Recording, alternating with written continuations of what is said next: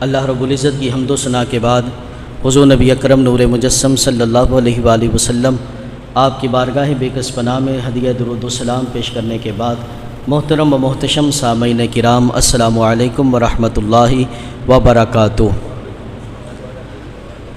اللہ کے فضل اور اس کے توفیق سے ماہ ربیع الاول شریف کی آمد ہے۔ آج 11 ربیع الاول شریف ہے۔ کل کی صبح انشاءاللہ 12 ربیع الاول شریف وہ خوبصورت دن کہ جس دن آمینہ کے لال عبداللہ کے در یتیم اللہ کے آخری رسول حضرت محمد مصطفیٰ صلی اللہ علیہ وآلہ وسلم آپ کی ولادت باسعادت ہوئی۔ حضرت رسول اکرم صلی اللہ علیہ وآلہ وسلم آپ کی ولادت کی خوشی میں پوری دنیا اسلام کے اندر خوشی منائی جاتی ہے، میلاد منایا جاتا ہے۔ میلاد اصل میں کس چیز کو کہتے ہیں؟ حضور علیہ الصلوۃ والسلام کی ولادت کی خوشی کرنا، یارو اس کو میلاد کہتے ہیں۔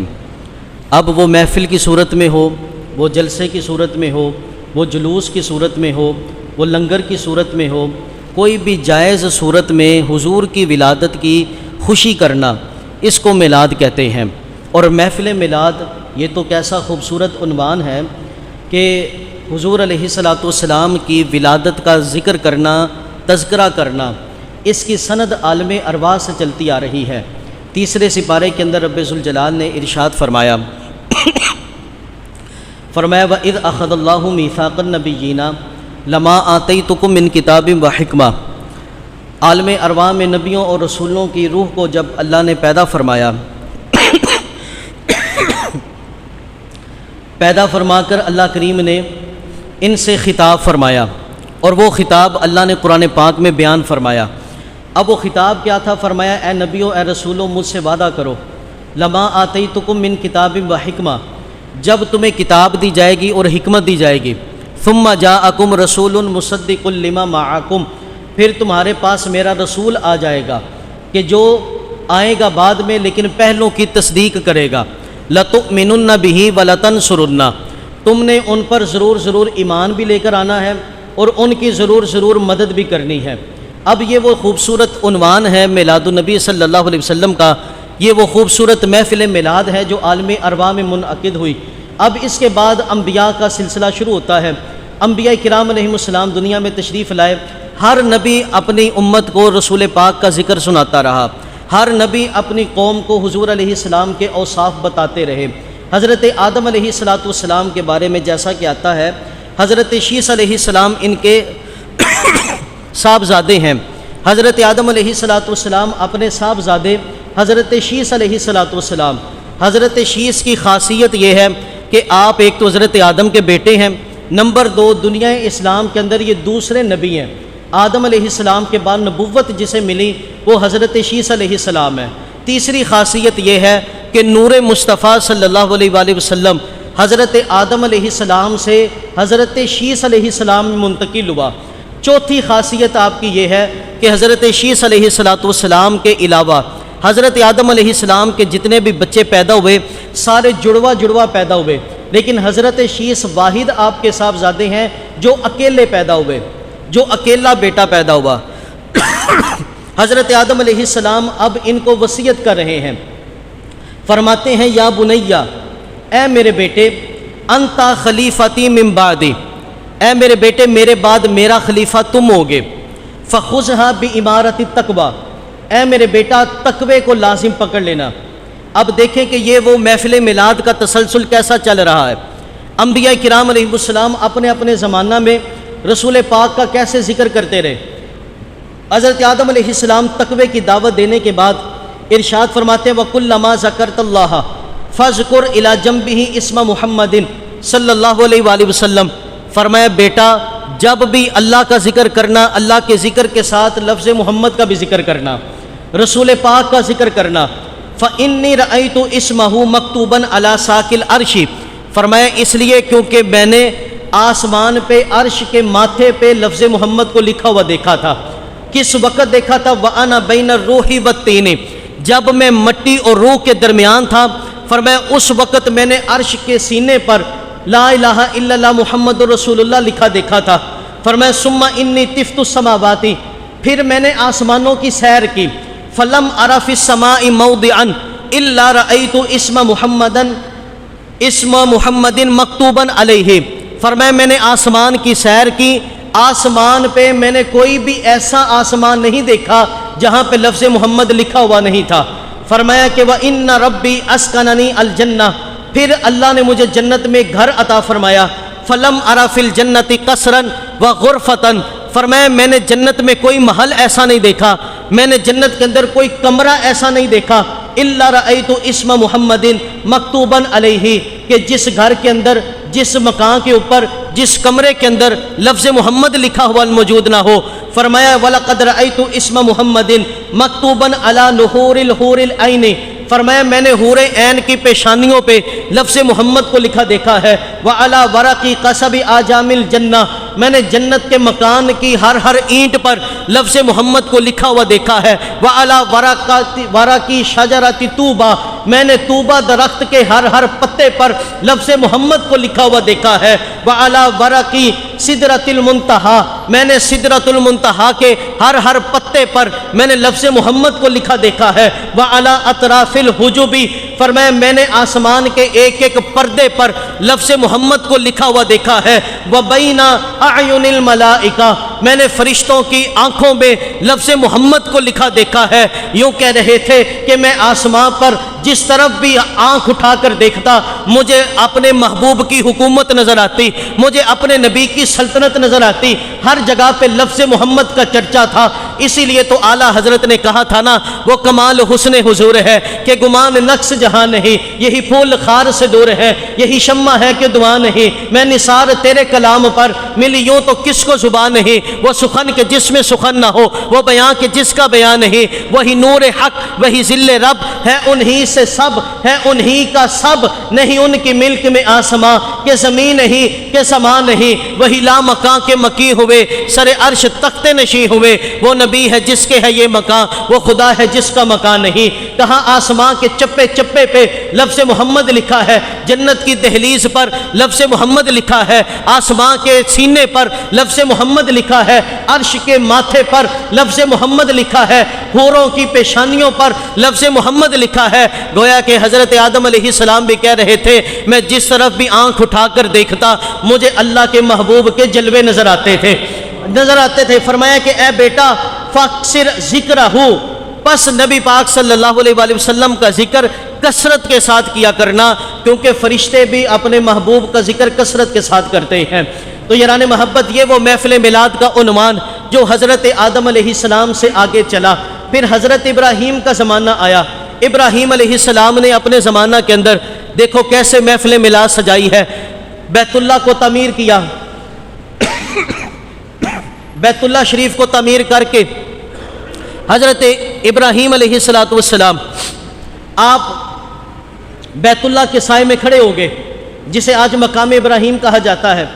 اس پتھر پر کھڑے ہو کر آپ نے دعا کی، کہنے لگے ربنا وابعث فیہم رسولا، اے اللہ اپنا وہ رسول بھیج دے، یتلو علیہم آیاتک، جو تیری مخلوق کو تیری آیتیں پڑھ پڑھ کے سنائے گا، وَيُعَلِّمُهُمُ الْكِتَابَ وَالْحِکْمَةَ، جو تیری مخلوق کو اپنی امت کو کتاب بھی سکھائے گا حکمت بھی سکھائے گا، وَيُزَكِّيهِمْ، اور جو ان کے پاس آ جائے گا اسے پاک بھی کر دے گا، اسے پاک بھی کر دے گا۔ کوئی بتوں کی پوجا کی دلدل میں پھنسا ہوا ہوگا لیکن تیرے محبوب کی چوکھٹ پہ آ جائے گا، وہ صحابی رسول بن جائے گا۔ جس مسلمان نے دیکھا انہیں ایک نظر، اس نظر کی بصارت پہ لاکھوں سلام۔ حضرت ابراہیم علیہ السلام اپنے زمانہ میں اس طرح نبی پاک کی ولادت کا ذکر کرتے ہیں۔ اسی طرح یہ محفل میلاد کا عنوان آگے بڑھتا ہے۔ یارو حضرت سلیمان علیہ السلام کا زمانہ آیا۔ حضرت سلیمان علیہ السلام مسجد اقصی شریف آپ نے تعمیر کی۔ جب مسجد اقصی شریف کو تعمیر کر لیا، حضرت سلیمان علیہ السلام نے عزم کیا کہ میں حرم شریف جاؤں گا، مکہ المکرمہ جاؤں گا۔ آپ اپنے امتیوں کے ساتھ، انسانوں کے ساتھ، جنات کے ساتھ، چرند و پرند کے ساتھ، حضرت سلیمان کا ایک پورا لشکر مکہ المکرمہ کی سرزمین پر آیا۔ اب مکے کی سرزمین پر آیا تو حضرت سلیمان علیہ السلام آپ نے وہاں پہ طویل عرصہ قیام کیا، اور اس قیام کے دوران حضرت سلیمان علیہ السلام ایک دن کے اندر 50,000 اونٹ ذبح کرتے، 50,000 بیل ذبح کرتے، 20,000 بکریاں ذبح کرتے اور یہ کھانا پکایا کرتے اور اپنی امت کو کھلایا کرتے۔ ایک دن آپ کی قوم میں سے ایک بندہ آپ کے پاس آ گیا، حضرت سلیمان علیہ السلام سے پوچھنے لگا، حضور یہ کون سی جگہ ہے کہ جہاں پہ آپ نے اتنا لمبا قیام بھی کیا اور یہ کھانے کا اتنا اہتمام بھی کیا اور اپنی امت کا ایک پورا لشکر لے کر یہاں پہ تشریف بھی لے آئے؟ اب حضرت سلیمان علیہ السلام کا جواب سنو۔ حضرت سلیمان علیہ السلام، آپ کی وہ ساری امت جو آپ کے ساتھ تھی اکٹھی سامنے ہو گئی۔ اب آپ نے خطاب کیا، فرمائے ان ھذا المکان یخرج منہ نبی عربی، فرمایا کہ یہ وہ سرزمین ہے جہاں پہ عربی نبی پیدا ہوگا، جہاں پہ عربی نبی پیدا ہوگا۔ حضرت سلیمان علیہ السلام یہ بھی تو کہہ سکتے تھے کہ یہ بیت اللہ ہے اس لیے میں یہاں پہ ٹھہرا ہوں، یہ بھی کہہ سکتے تھے کہ یہاں پہ اللہ کا حرم ہے اس لیے یہاں پہ آیا ہوں، یہ بھی کہہ سکتے تھے یہاں پہ مقام ابراہیم ہے، یہاں پہ صفا مروہ ہے، یہاں پہ مینا مزدلفہ ہے، یہاں پہ عرفات ہے اس لیے میں یہاں پہ رکا ہوں۔ نہ یہ سارے حوالے معتبر تھے، لیکن سلیمان علیہ السلام نے کہا یہ سارا اہتمام کرنے کی وجہ یہ ہے کیونکہ اس شہر کو نسبت ولادت مصطفیٰ سے ہے، یہاں پہ نبی اکرم نور مجسم صلی اللہ علیہ وآلہ وسلم پیدا ہوں گے۔ اور آپ کی قوم نے کہا، اشتیاق پیدا ہوا کہ وہ کون سے نبی ہوں گے، کیسے وہ نبی ہوں گے، کیا ان کی شان ہوگی، ہمیں بھی ذرا بتائے۔ آج چند بندے اکٹھے ہو کر حضور کی شان بیان کریں، اس کو محفل میلاد کہہ دے، لوگوں کو مسئلہ بن جاتا ہے، لیکن ہزاروں کا مجمع ہے جہاں انسان بھی ہیں، جنات بھی ہیں، چرند بھی ہیں، پرند بھی ہیں، اور اللہ کے پیغمبر حضرت سلیمان علیہ السلام ہزاروں کے مجمع میں خطاب کر رہے ہیں۔ ارشاد فرماتے ہیں وَيُؤْتَ النَّصْرُ عَلَىٰ جَمِيعِ مَنْ عَادَاهُ، ارے نبی اکرم نور مجسم صلی اللہ علیہ وآلہ وسلم، آپ کی شان یہ شان ہوگی کہ آپ کے مقابلے میں جو بھی دشمن آئے گا اللہ اپنے نبی کی مدد فرمائے گا، ہر دشمن کے مقابلے میں رسول پاک کی مدد کی جائے گی۔ وَتُبَلِّغُ هَيْبَتُهُ مَسَافَةَ شَهْرٍ، ایک مہینے کی مسافت جتنا دور دشمن آپ کا بیٹھا ہوگا لیکن آپ کا روب وہاں تک پہنچ جائے گا، اتنی دور تک آپ کا روب پہنچے گا۔ فرمایا القریب والبعید عنده فی الحق سواء، فرمایا کہ نبی اکرم نور مجسم صلی اللہ علیہ وآلہ وسلم کی شان یہ ہوگی کہ وہ حق بیان کرنے میں کسی قریبی اور کسی دوری کا خیال نہیں کریں گے، جو قریبیوں کے لیے فیصلہ ہوگا وہی دور والوں کے لیے بھی فیصلہ ہوگا، جو اپنوں کے لیے پیمانہ ہوگا وہی پرایوں کے لیے بھی پیمانہ ہوگا۔ اور فرمایا لا تأخذہ فی اللہ لومۃ لائم، اللہ کے معاملے میں رسول اکرم صلی اللہ علیہ وآلہ وسلم کسی ملامت کرنے والے کی ملامت کا خیال نہیں کریں گے، بلکہ جو اللہ کا فیصلہ ہوگا، اللہ کا حکم ہوگا، وہ کھل کے بیان فرما دیا کریں گے۔ فرمایا ان کی شان یہ ہوگی تو ان کا دین کون سا ہوگا؟ آپ کی قوم نے پوچھا تو حضرت سلیمان علیہ السلام نے کہا ان کا دین باطل سے بالکل جدا ہوگا، باطل سے جدا دین حنیف ہوگا، حنیفہ دین حنیف آپ کا دین ہوگا جو باطل سے جدا ہوگا۔ آج 12 ربیع الاول شریف پہ حضور کی ولادت کی خوشی میں دلیل مانگنے والے، انہیں کیا خبر کہ اللہ کریم نے بن مانگے ہمیں کتنی بڑی دولت عطا فرما دی، فضل رب العلا اور کیا چاہیے، مل گئے مصطفیٰ اور کیا چاہیے۔ آج 12 ربیع الاول شریف میں حضور کی ولادت کے لنگر کی دلیل مانگنے والے، ان کو کیا خبر کہ اللہ نے ہمیں ہماری جھولی میں کتنی بڑی رحمتوں کے سردار ڈال دیے، کتنی بڑی رحمت اللہ نے ہمیں عطا فرما دی۔ حضرت سلیمان علیہ السلام کی بات سنو، آپ فرمانے لگے فطوبا لمن ادرکہ، فرمایا کہ مبارک ہو ان لوگوں کو جو اس نبی کا زمانہ پائیں گے، مبارک ہو ان لوگوں کو۔ یا علی سرکار کی آمد، دلدار کی آمد، آقا کی آمد۔ فرمایا فطوبا لمن ادرکہ، مبارک ہو ان لوگوں کو جو حضور کا زمانہ پائیں گے۔ یہ کون مبارک دے رہا ہے؟ حضرت سلیمان علیہ السلام۔ اور فرمایا وآمن بہ، ایک میرا ہی رحمت پہ دعویٰ نہیں، شاہ کی ساری امت پہ لاکھوں سلام۔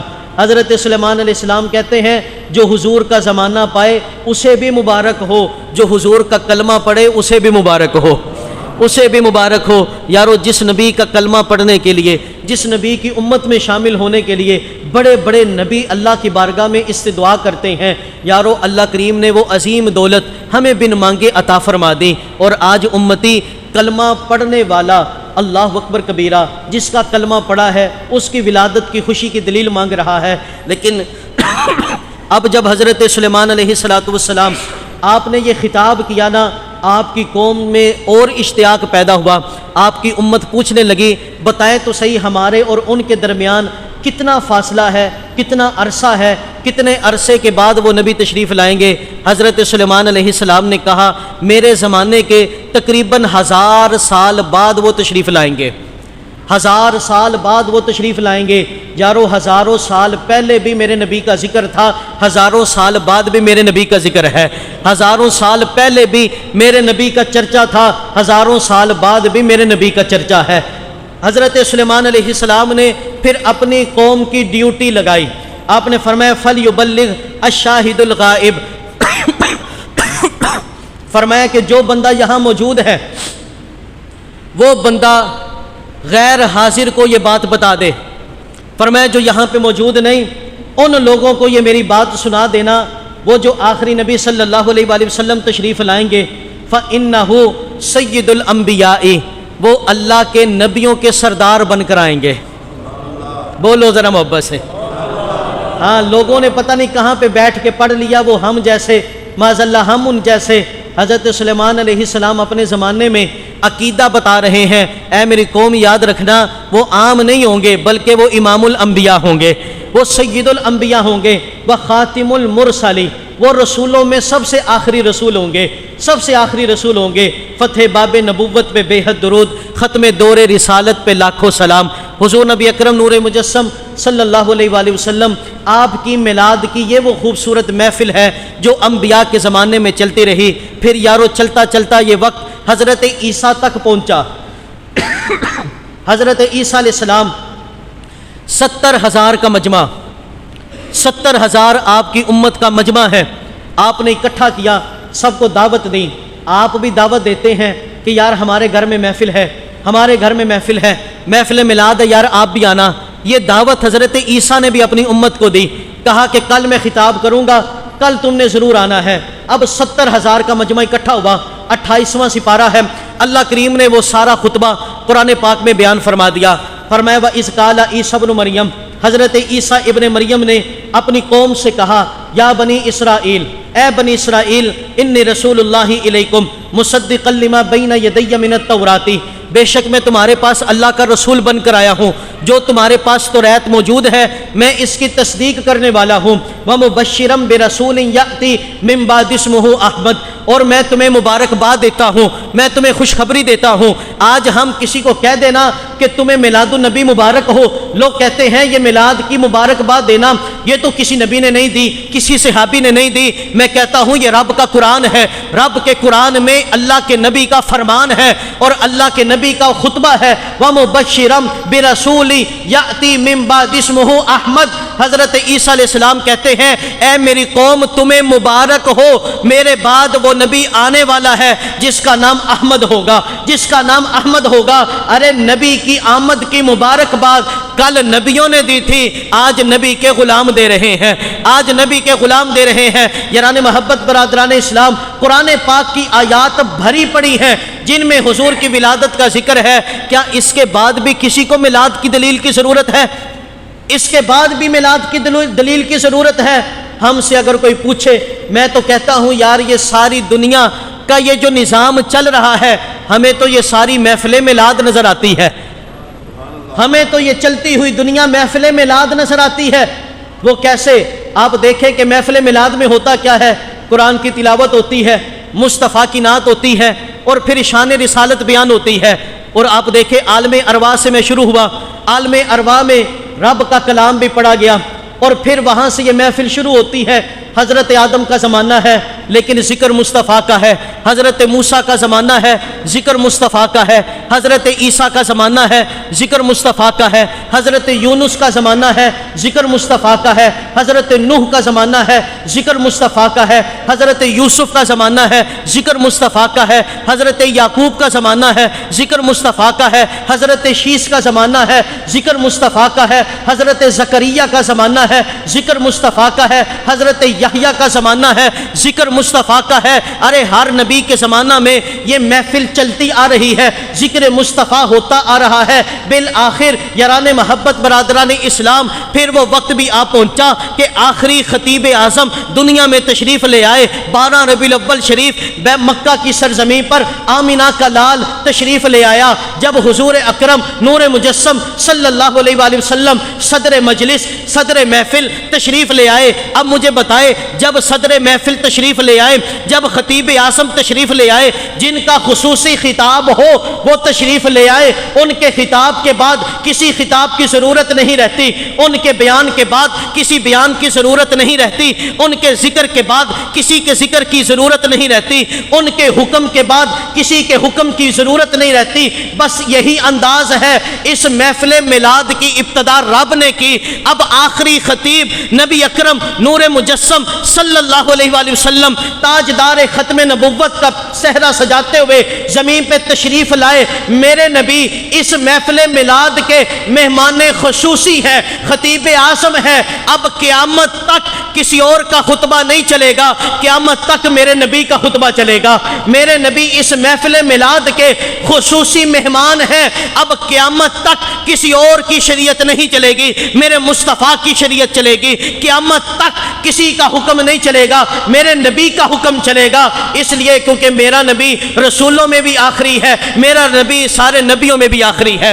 یہ 7 ستمبر ہمارے بزرگوں نے بڑی جد و جہد کرتے ہوئے، اور یاد رکھو اپنے اکابر کو یاد رکھا کرو، اپنے اکابر کو یاد رکھو۔ ہمارے اکابر نے جگر کا لہو پگھلا کر یہ ختم نبوت پہ پہرا دیا تھا۔ حضرت فیض ملت افتخار الحسن شاہ صاحب رحمت اللہ تعالی علیہ، آپ ختم نبوت کی کانفرنس کیا کرتے، تحریک ختم نبوت چل رہی تھی۔ اس وقت ختم نبوت کی کانفرنس جلسہ کرنے پر پابندی تھی۔ آپ چنیوٹ پہنچے، آپ نے کہا ربوہ کے اندر ختم نبوت کی کانفرنس ہوگی۔ حضرت سید صاحبزادہ افتخار الحسن شاہ صاحب رحمت اللہ تعالیٰ علیہ، آپ کو کسی نے آ کر پیغام دیا، کہا حضرت حکومت کہتی ہے کانفرنس نہیں ہونے دیں گے۔ آپ نے فرمایا یہ سید دیکھتا ہے کون نہیں ہونے دیتا، میرے سامنے لاؤ وہ کون ہے جو روکتا ہے۔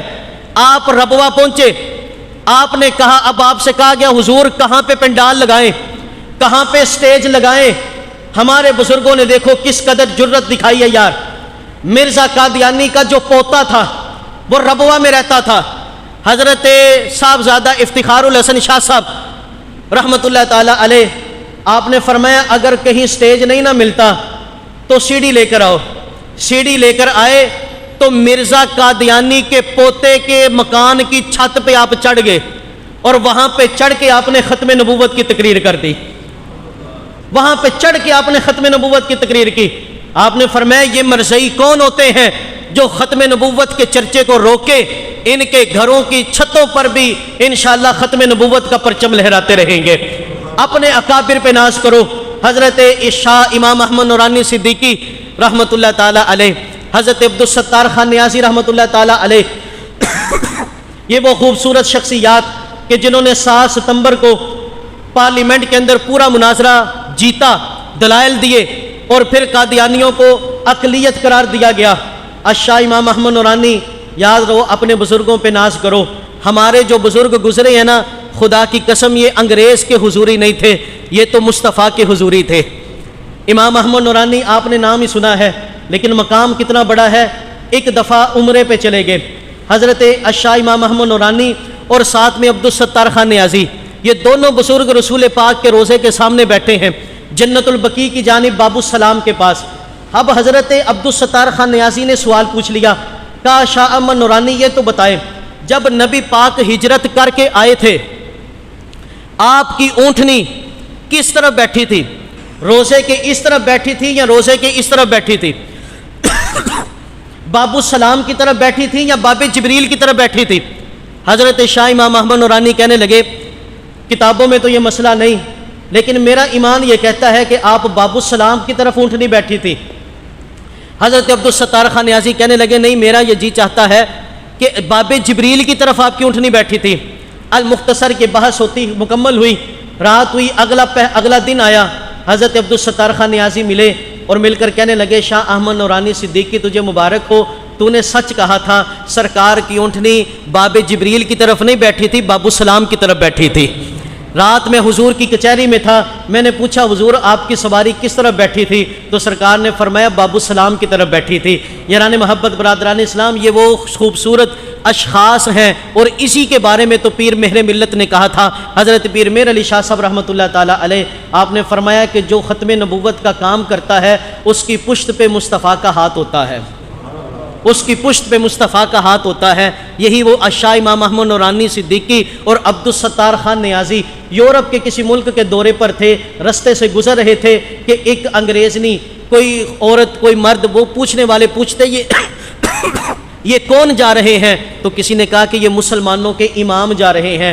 وہ کلمہ پڑھ کے مسلمان ہو گئے، کہنے لگے کہ جب نبی کے غلام اتنے سونے ہیں پھر نبی کتنا سونا ہوگا، نبی کتنا سونا ہوگا۔ یاران محبت برادران اسلام، یہ ہمارے اسلاف ہیں کہ جنہوں نے جگر کا لہو پگھلا کر ختم نبوت پر پہرا دیا۔ 7 ستمبر بھی ہے تو یاران محبت برادران اسلام، جلسہ بھی کرو، جلوس بھی کرو، سب کچھ کرو، لیکن یہاں پر یہ چیز یاد رکھنی ہے، شیزان کمپنی کا جوس ہم نے جلسے جلوسوں میں نہیں بانٹنا، یہ مرزائیوں کا ہے، ہم نے مرزائیوں کی مصنوعات اپنے جلوسوں میں نہیں بانٹنی۔ ختم نبوت کا پرچار کرو، مرزائیوں کا بائیکاٹ کرو، ہر جگہ پہ ختم نبوت کی بات کرو۔ اور آخر میں ایک مسئلہ مرزا جیلمی کے والے سے بھی سن لیں، بڑے لوگ تشویش کا شکار ہے کہ جناب اس نے تو عیسائیوں کے بارے میں کہا کہ عیسائی نبی پاک کے بارے میں یہ کہتے ہیں۔ یہاں یہ مسئلہ یاد رکھیں، اگر کوئی جملہ گستاخی رسول ہو، اور بڑی توجہ کے ساتھ، اگر کوئی جملہ کوئی لفظ گستاخی رسول ہے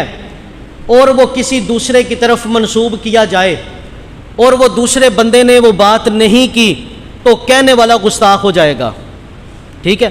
کفر کسی کی طرف سے کفر کو بیان کرنا یہ کافر نہیں ہوتا۔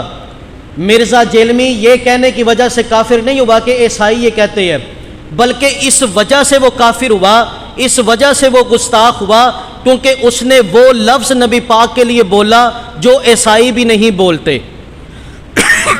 جو عیسائی بھی نبی پاک کے لیے لفظ نہیں بولتے، اس نے وہ لفظ عیسائیوں پہ ڈال کر نبی پاک کے لیے بولا۔